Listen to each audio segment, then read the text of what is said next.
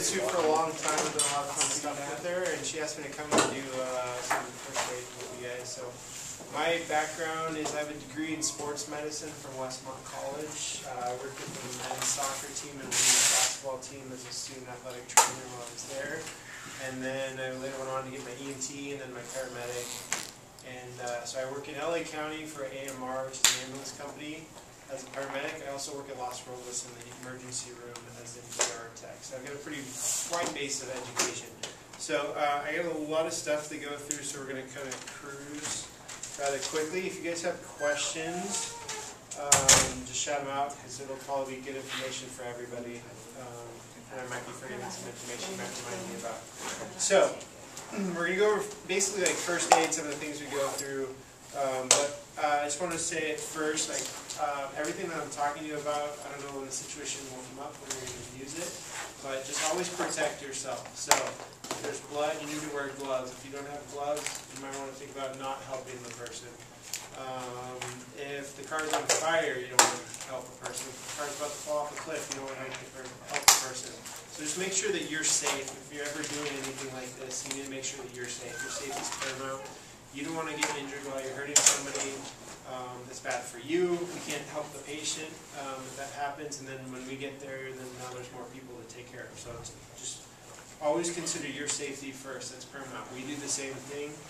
If there's a shooting going on, there could be somebody lying in the street, like bleeding out. We're not going to go in there until the police say it's safe for us to go in there. So just keep that in mind. All right? Okay, burns. What are different things that can cause burns?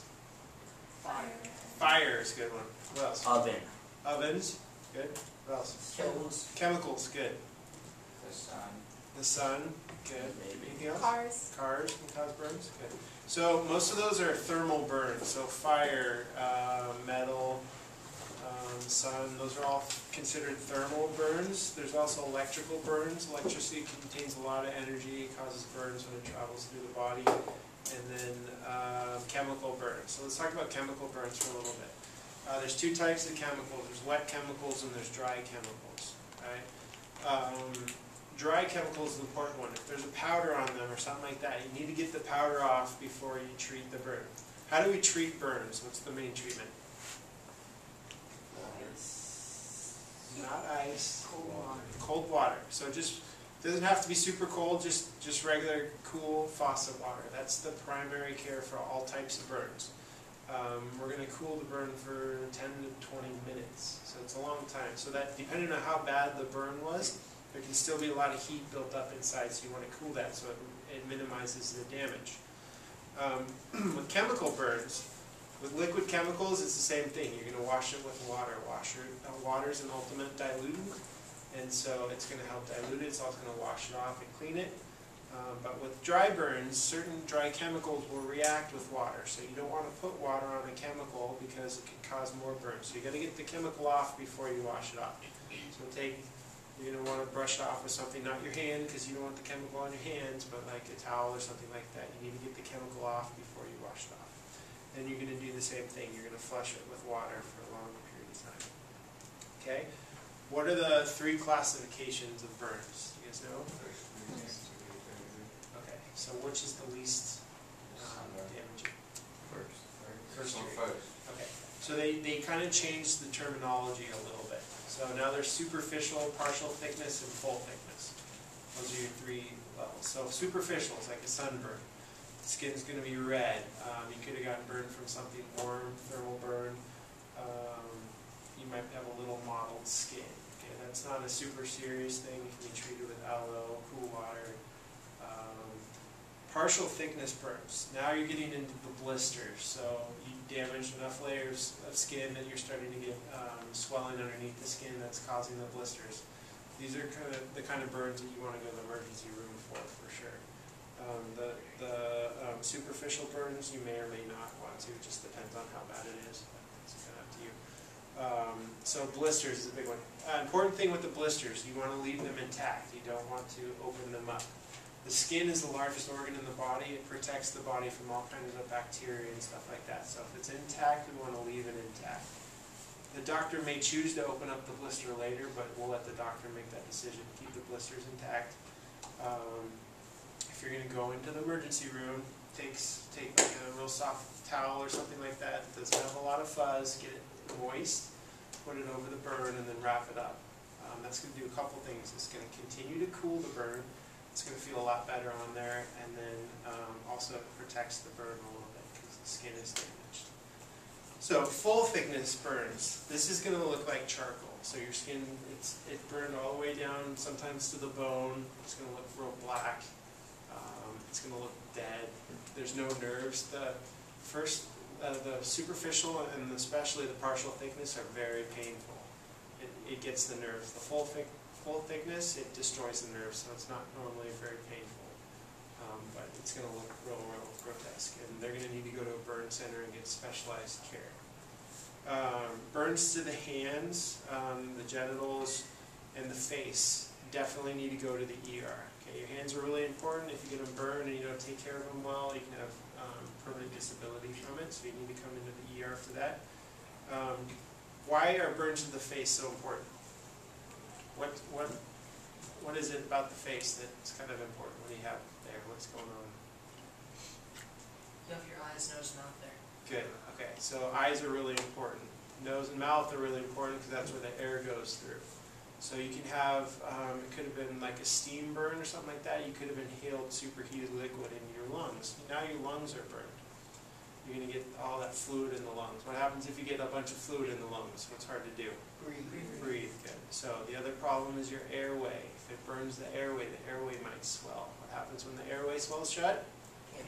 Can't breathe. Those are both problems. Okay. So any kind of face burn needs to come into the emergency room.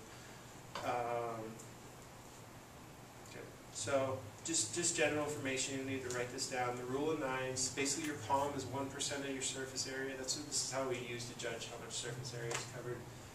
The body, the torso is 18%, the back it's 18%, the legs are each 9, the head is 9, and the arms are 9. Sorry, the legs are each 18, arms are 9. So that's just a general idea. So you can find out, oh, I was burned. Some people are burned on like 30% of their body. That's how we estimate it. So I had a friend that was burned at about 25%. He's fine now, but he's got scar tissue all over him. So burns are not something to mess around with. Any questions on that? No? Okay, good. All right, heat exhaustion. So we get rid of heat in a couple different ways. Evaporation is the big one. Moisture coming off from sweat, that's our primary cooling mechanism. Convection is air flowing across. Conduction is actually touching things, so when they put like ice on you, that's conduction. So, which is worse, dry heat or humid heat? Humid? Why? It's hard to breathe, okay. But why does it change your heat? Why does it seem warmer?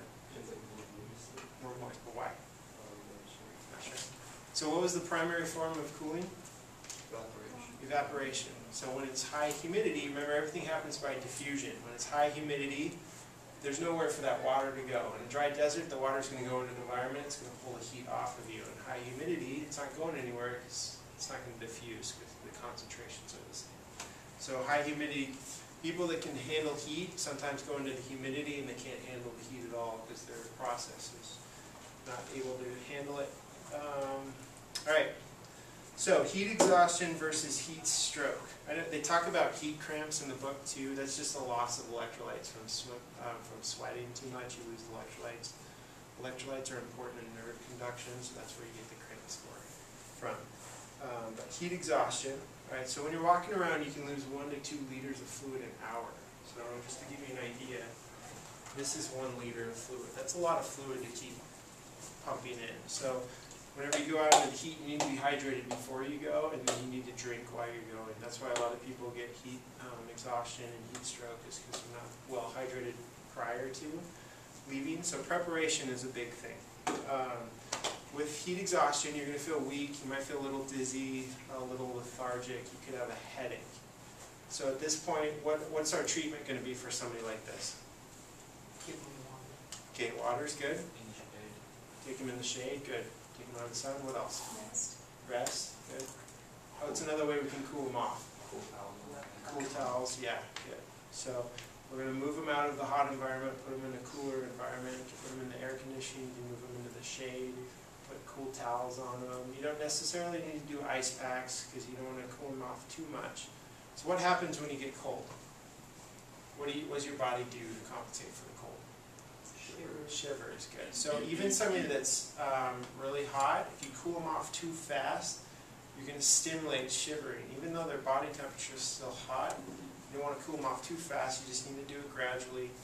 If it stimulates shivering and you're cooling them off too much, that's going to create heat that actually makes the problem worse. So just nice and easy, cool towels, move them in a cool environment, slow them down a little bit, and that we're going to do it slowly. Now, when you're giving fluids, you don't want to just give them a ton of fluids because they're going to throw it up. Their stomach's not used to that much water. It's really hard to drink a whole liter of water really fast and then drink another liter.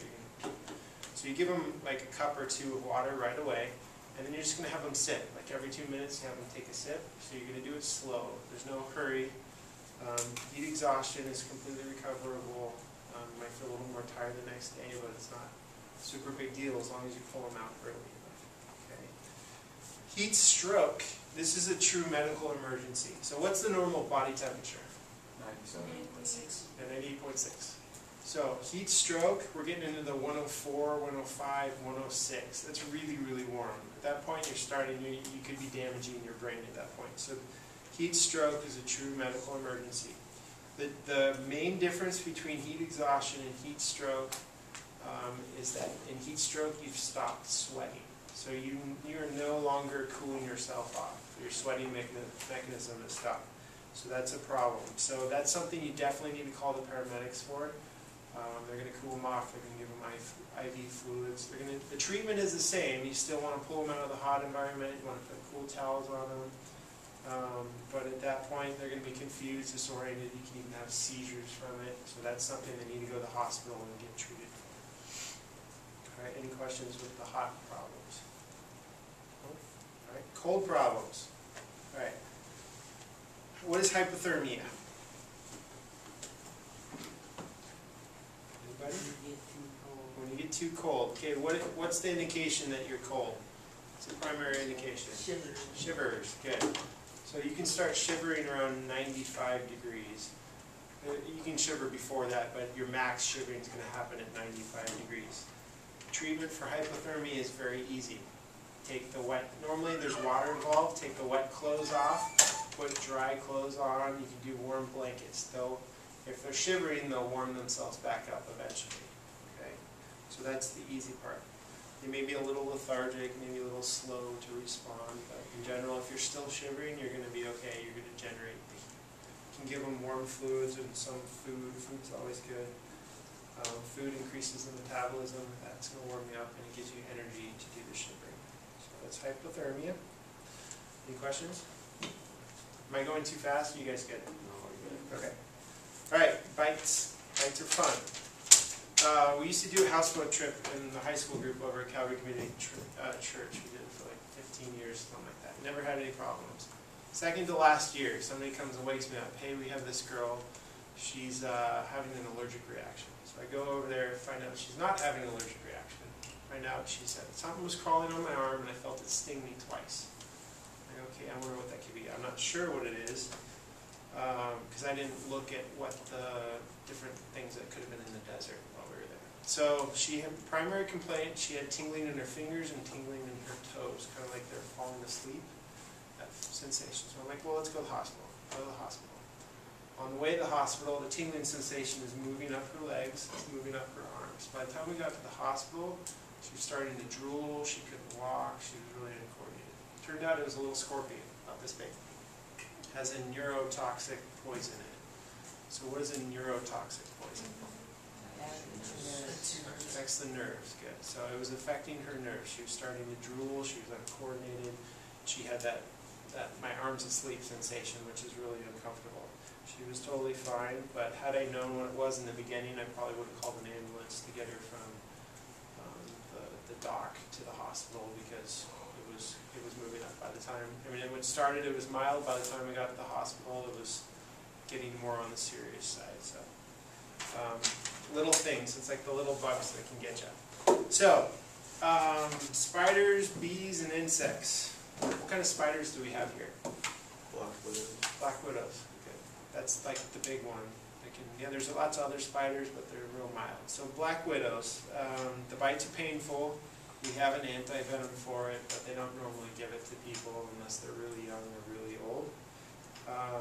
Bees and insects, the treatment for all those is the same. You're going to wash the wound, so you have a hole right there. That's a potential bacteria can enter the skin. So you're going to wash it with saline or soap and water, and then put an ice pack over it. What's one of the dangers with bees that you have to watch out with? Stinger. Yeah, the stinger. So you remove the stinger, and then what else do you have to watch out for? Some people are what to bees? Allergic. Good. So bees in themselves are not dangerous. A local reaction, you're going to have pain and swelling in the spot where the bee stung. An allergic reaction, you're going to get hives all along the body. It's going to be like red blotches. They might get swelling. They might get swelling in the face. They might get swelling in the throat. They might have trouble breathing. They may feel real weak and dizzy. If that happens, you need to call 911 because we need to take care of that. That can actually, anaphylaxis or anaphylactic shock, I don't know if you've heard of that before, it can kill people. But luckily, a lot of people that are allergic know they're allergic, and they have this little guy. What is this? EpiPen. Good. So, epi. Allergic reactions, they cause vasodilation, which causes the swelling and everything. They cause bronchoconstriction, which is your lungs. It makes it harder to breathe. And then swelling in the throat. That's what can close your throat and that can kill you. This drug reverses everything. Okay? Now, the way to use this, you don't put your thumb on the end. You don't have to jab it in. You just hold it just like this. What happens if you put your thumb on the end like this, and then you jab it? There's a needle in your thumb. It's not going to feel very good. It's a really big needle. And the drugs that are in it cause vasoconstriction, so your thumb's going to turn all white. And then the person that needs the drugs didn't get the drug. So never put your thumb on the end. We had a nurse at a school try to give one of these, and she put her thumb on the end, and she got the needle in the thumb, and the person didn't get the medication. So just hold it, you press, just like that, it's going to activate. It'll go through cardboard, it'll go through jeans, it'll go through whatever you have in, except for like an iPhone in the pockets, you take anything out of the pockets. You have to hold it in for about 10 seconds so the medication can get in. And this medication works really fast. So if they're like swelling and can't breathe, within a minute they'll probably be just fine. So it's a really cool drug. But just be careful that you don't stick your thumb over the edge, because it hurts. Is there a specific place that it's better to? So it always goes in the thigh, right on, like near, not dead in the center, just slightly upper part of the thigh. That's where you're supposed to do it, and there should be directions on there that say that. Not that you're going to read it in a moment, but yeah, just put it on the thigh and just press, and it'll activate. You'll hear it activate. The person will probably scream because there's a huge needle in their thigh. But all right. Scorpions, we talked about that. Snakes. What kind of snakes do we have here? Rattlesnakes. Good. What kind of poison do they have? It's a blank toxic. We had a neurotoxic before. It's not neurotoxic. Okay. So it's hemotoxic. What does hemo mean? Blood. Blood. Good. So it's a blood toxic. It kills the blood cells. It also binds instantly with the blood. So what are some of the treatments that you've heard for snake bites? Suck the wound. Suck the wound. What else? Is that the big one? Have you ever heard of putting an X on it with a knife? Some of the movies do that. We don't do any of that anymore. Because the poison binds instantly to the blood, there's nothing you can do. You can suck all day long and you're not going to get any poison out. You're just going to get a bunch of blood in your mouth, which is gross. So don't do that. Snake bites. A lot of the times they're just defending themselves. They're not going to envenomate when they're defending themselves. They're just going to strike and go away. So you might get a 2 fang mark. Sometimes you might have just 1 fang mark. But that doesn't necessarily mean that you got the venom in you. You'll see a local reaction start to happen if you got the venom in you. Anytime you get bit by a snake, you should call 911 because the paramedics are going to call the hospital and let the hospital know, hey, we have a snake bite, they were envenomated. The hospital is going to call their pharmacy and say, hey, start making the anti-venom for the snake. It takes about an hour to set up the anti-venom. So the sooner you can do that, the better off you are. What they do for snake bites is they give them lots of IV fluids, they clean the area because it's a wound as well, and then the goal is to dilute the toxin so that it's not doing as much damage. There are other snakes in Florida, and there's also a lot of exotic snakes that people have pets that have neurotoxic poison, and it's much stronger than the scorpion that the girl got bit by, and you can actually, within 5 minutes, you can stop breathing. So that's something to be aware of. If that happens, it's not a problem as long as we're there. We can breathe for the person. We have the capability.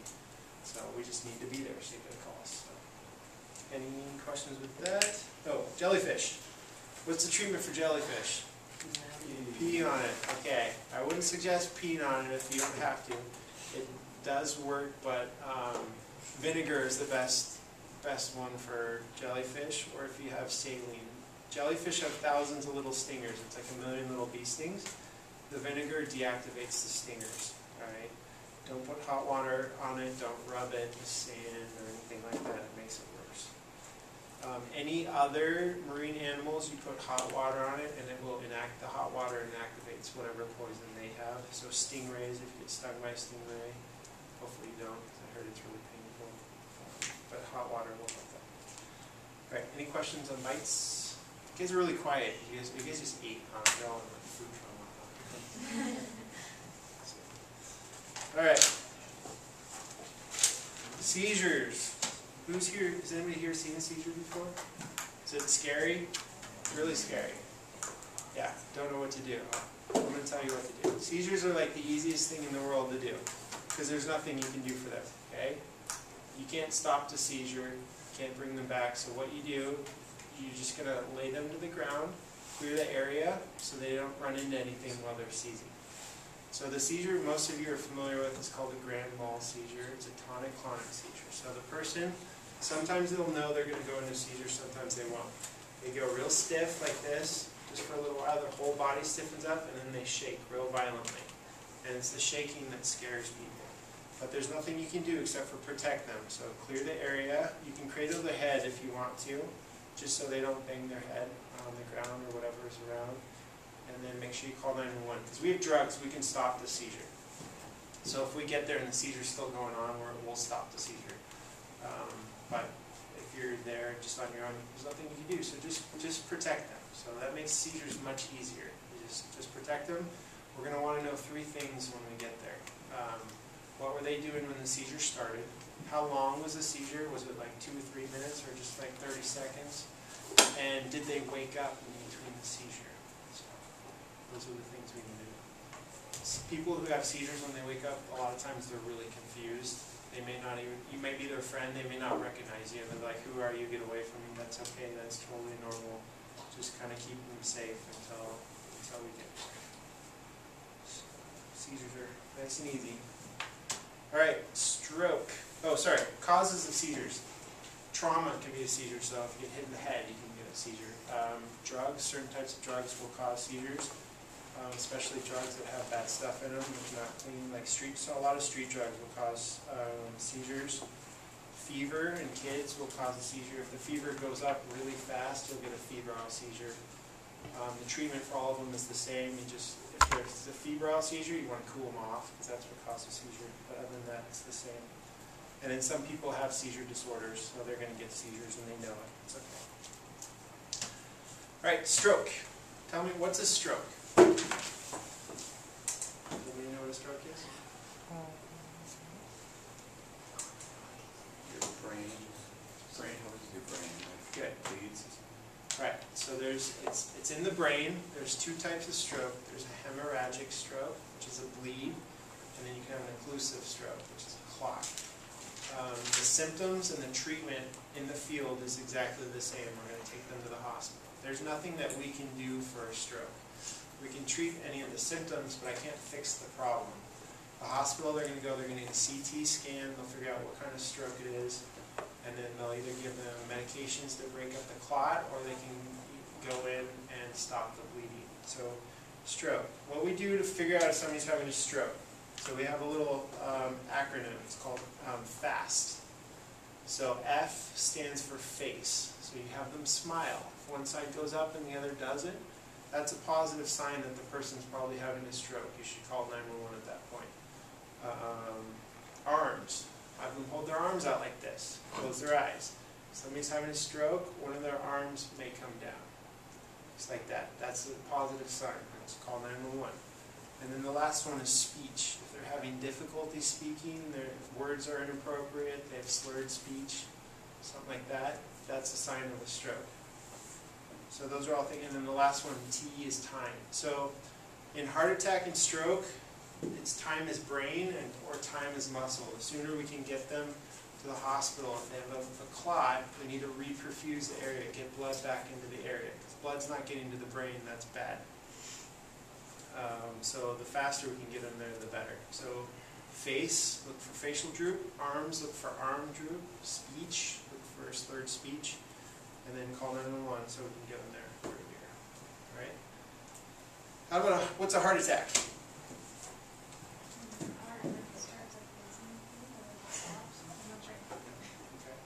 Those are dysrhythmias, so that's similar. They can be caused by a heart attack, but that's not what a heart attack. What's a heart attack? When what's called plaque gets built up in the artery or something, and it blocks the flow. Good. Okay, so your heart is a pump, right? Heart moves blood in and out throughout the body. The heart also needs its own energy, so it gets it through the coronary arteries. Those are the arteries that feed the heart. So if plaque builds up, or you build up a clot somehow, and it blocks those arteries, there's no longer blood going to the heart. That's going to cause pain. That's a heart attack. So paramedics, we have some of the drugs that can help fix that at the hospital. They have more drugs that can fix that as well. Your primary symptom is going to be chest pain, or they may say like an elephant sitting on my chest, or I have pressure, or something like that. They may have pain that goes into the jaw, or the back, or down the arm, something like that. So that's definitely something you want to call 911. Because we're going to call the hospital, let them know. They're going to call the cardiologist, and that way. Right now, our goal is within an hour from the time they get to the hospital to when they open up the artery. So what they'll do, if the medications don't work, they'll take them to the catheter lab. They put a catheter into the femoral artery, they go up into the heart, and they can see which artery is blocked. And they take a balloon, you probably heard of that, it's like angioplasty. They take a balloon and they actually open up the artery, it's really cool. And then you can see the blood get reperfused to the heart. So they can do that within an hour, and so time is muscle. The longer you wait, the more cells die. So the faster we can get blood back to the heart, the better. Any questions on that? In case I have no questions, the other classes were like question, question, question. Nothing? Alright. Overdoses and alcohol. There's a lot of drugs out. When I went to school, marijuana was like the big drug. Now there's heroin, there's cocaine, methamphetamine. These are all in the classes. And a lot of students are on Ritalin. And there's uppers. All these drugs have side effects. Even caffeine has side effects. It raises your blood pressure. It's hard on your heart. Your heart rate goes up. If the drugs aren't prescribed to you by a doctor, you don't want to take them. I'm telling you right now. We get patients into the ER all the time. There was a 15-year-old. His friend's like, hey, I took this drug and I did all my homework in like 6 hours straight. Like 2 weeks of homework. So he's like, sweet, I'll take this drug. He took the drug. Then he took some Ativan to bring him back down, because it was an upper. Ativan's a downer. He took some Ativan. And then he went to a party to celebrate doing his homework. He took a bunch of alcohol. What happened? He almost stopped breathing, because the Ativan and the alcohol, when they mix, it's a powerful respiratory depressant. So he ended up in the hospital because of this. His heart rate was at like 160. Normal heart rates at like max is supposed to be between 60 and 100 for a resting heart. He was just sitting there, his heart rate's going really, really, really fast. So this stuff, it's not good for you. There's going to be long-term effects. We have medical personnel are really bad. They smoke. They drink a lot of caffeine to stay awake, and so that's not healthy for us. I don't do that, but some of the other people do. One of our guys who drinks a lot of caffeine, he was getting palpitations. Palpitations is when you can feel your heart beating. It's not normal. You're not supposed to have that. His blood pressure went up like 30 or 40 points. His resting heart rate was really elevated. It's all because he was drinking caffeine. So, like, even the little things that, oh, caffeine's totally fine, everybody drinks caffeine. Like, everything, especially when it's in conjunction, it makes a difference. So, definitely try to limit the amount of caffeine. And then with street drugs too, like, the quality of them is suspect. I've had patients who took heroin who were then seizing. So, like, there's risk with all this stuff. And then, like, pain medications. When you take somebody else's pain medication, like, here, I have some Vicodin, take this for pain. Like, you don't know, when we give people those medications, we tell them what the risks are so they know. You're not going to know those risks. If you drink, like, I had a guy who went to the dentist, had a procedure, they gave him some pain medication. Went to Staples Center, had one beer, passed out, because the combination of the two. Like, he hit his head, the whole thing.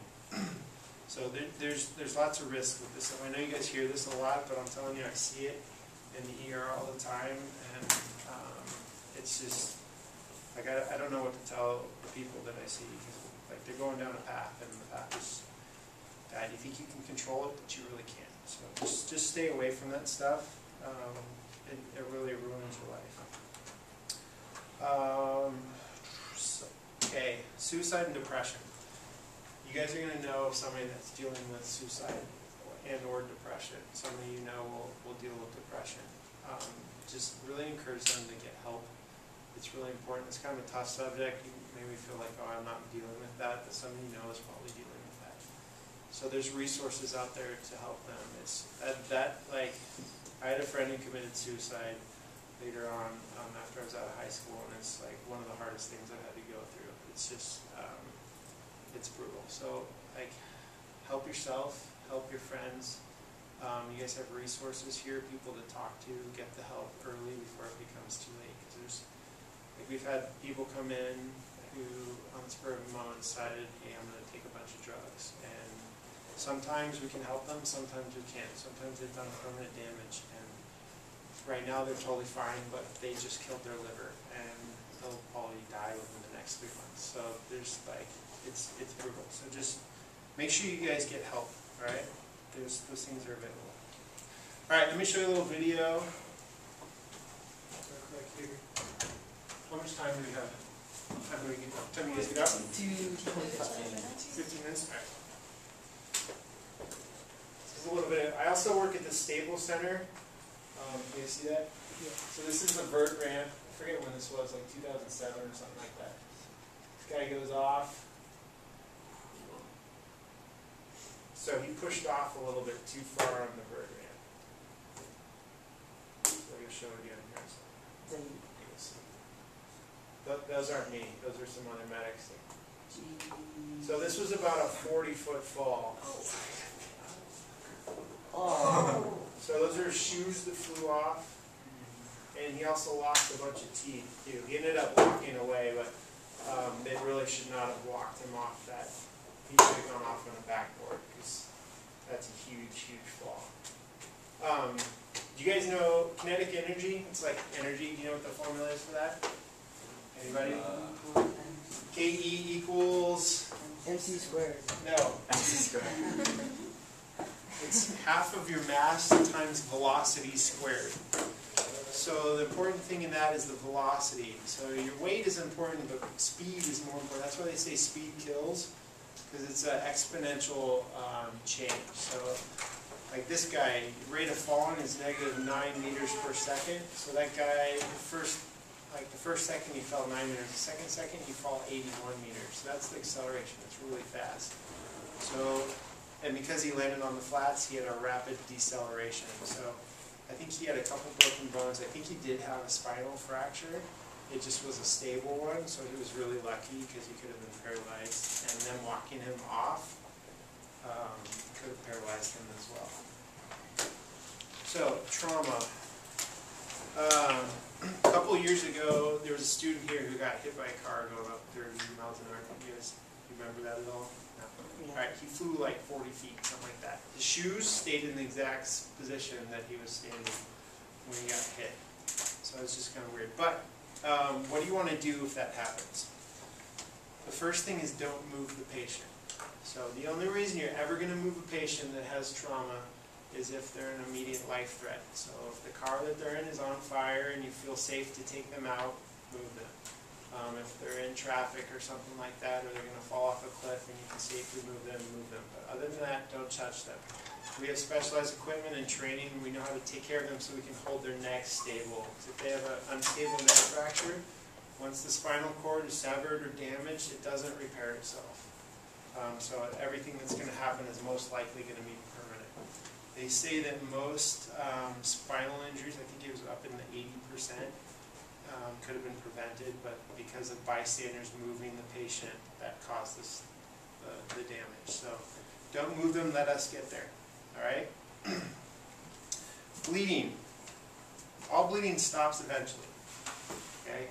What are the different types of bleeding? We have capillary bleeding, venous bleeding, and arterial. You've probably all seen arterial bleeding in the movies. It's the spurting. It actually happens like that. It does spurt. Every time the blood pumps the arteries, it shoots out. The treatment for all of them is the same. Pressure, pressure, pressure. So you're just going to take a bandage, you just put it on there, and you just hold it there. It may take 10, 20 minutes. I've held pressure for up to an hour before to get something to stop bleeding. But eventually it will stop bleeding. And if you hold enough pressure, it won't bleed out. Now, the head is very vascular. Your brain's kind of important. There's lots of blood that goes up there. That means it also bleeds a lot. We had a little old lady. She had a tiny little laceration about that long on the back of her head. It looked like she came out of a war zone or something like that. She had blood all over her place. And it was just a tiny little thing right there that was bleeding. It was a little vein that had been cut. And it was just kind of coming out nice and slow and steady. So once we found it, we put a little pressure on it, cleaned her up. And the bleeding stopped, and she was fine. So that's bleeding. Right, so this is important. Write this down. This is going to be on your test. Okay. There's an acronym for all, like sprains, breaks, contusions, any kind of like blunt trauma or something like that.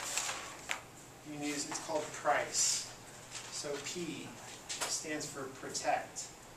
So you want to protect the injury from further damage. So this may mean splinting, this may mean bandaging a wound, cleaning it first, so that protects it. All right, RICE. Do you remember what R stands for? Did you guys read about this yet? No.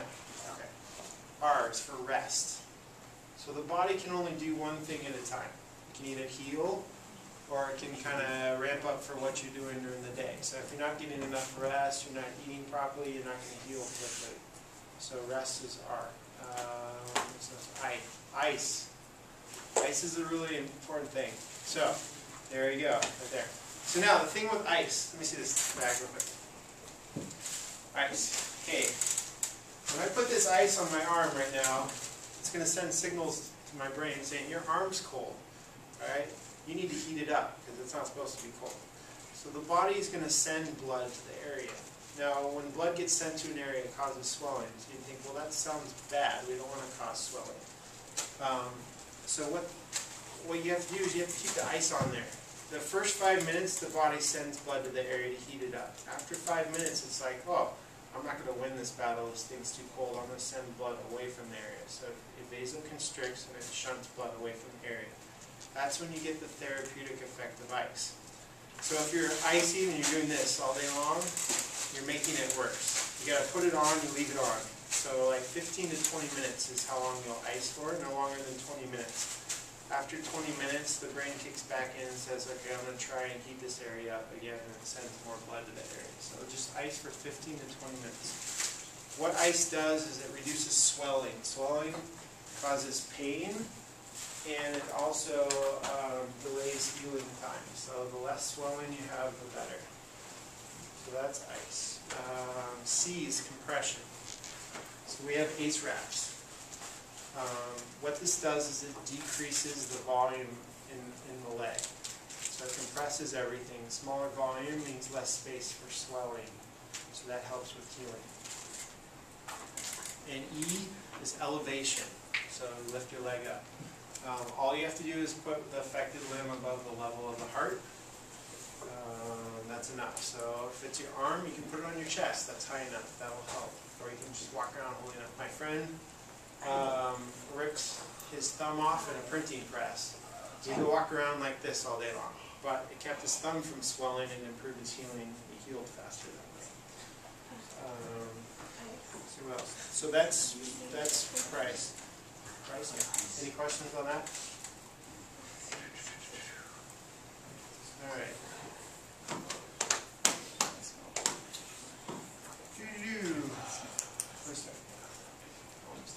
Okay, you guys, here, let me show you a couple things. These are a couple things that we carry on the ambulance that you'll probably never seen before.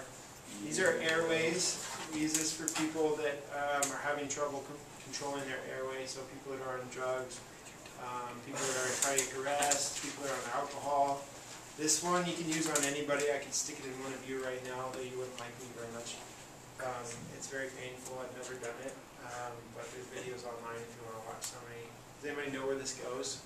In the nose. In the nose, good. So it goes down the throat. So this goes just like this. And it ends up right down here in the throat. So the biggest thing that blocks your airway is your tongue. So when you lose control, like muscle control, your tongue falls back and it blocks the airway. So these are really fun to put in too.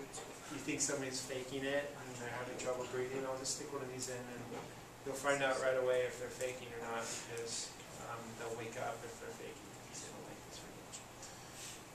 This is an oral airway. This one goes in the mouth, just like this. I couldn't put this in you right now because it would stimulate the gag reflex and you'd probably can go up his back. But we use this for people that are unconscious. This holds the tongue, goes right along the level and pulls the tongue forward. So these are really important, but you won't ever use these unless you're a trained user. Alright, and then these are ET tubes. Okay.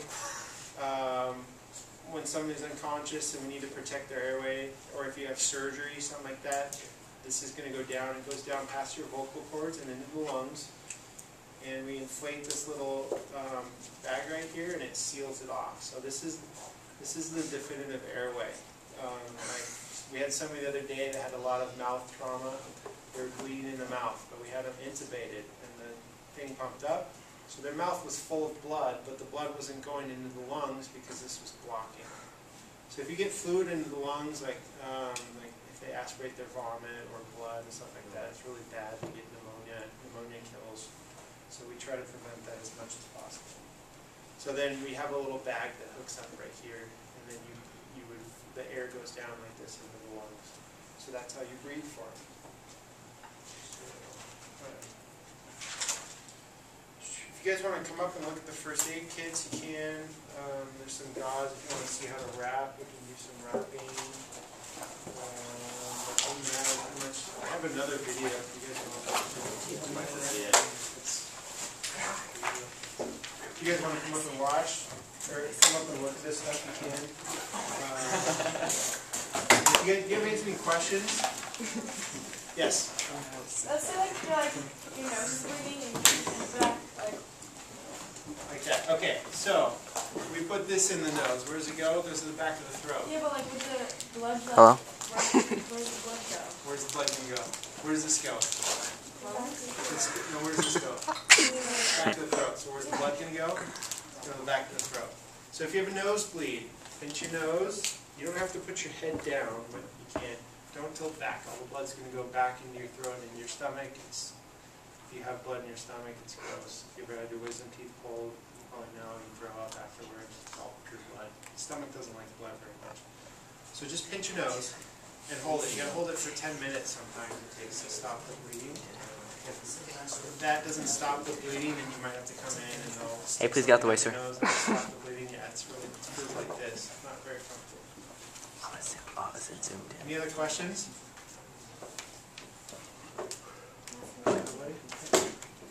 You guys can come up and look. What time are you guys off? 25. 25? Alright, so yeah, just come up and if you want to look at this stuff. Do you have any other questions?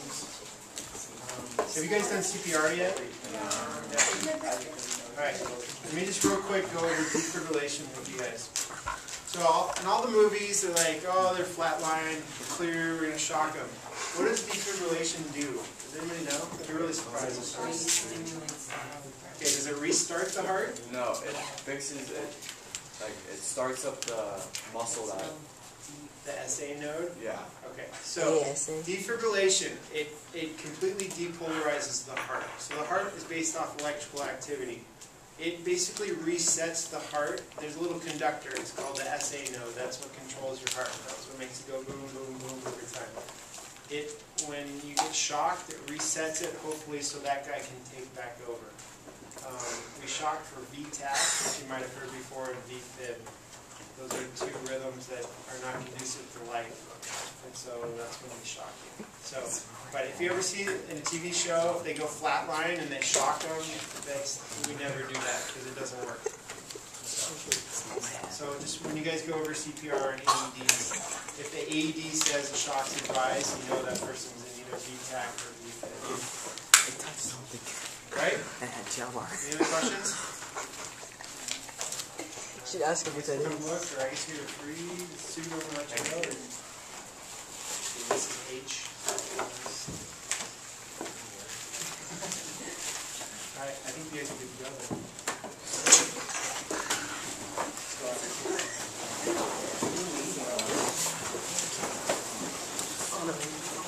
Give these to her?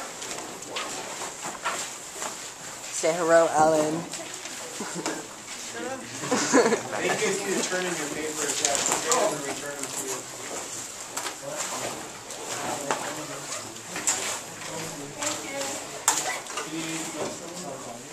Bring your textbooks next time you have class. We're going to be using the textbooks, so bring it. And make sure you're looking online for when your homework's due. You're going to do tomorrow? Good. From like a condo. Okay, yeah, Did you see it? There to show your nipple. Just go up and just lift your nipple. By smiling at the camera. Oh my gosh, is it still on? Yeah. What? Click the center button? I made sexy faces at it.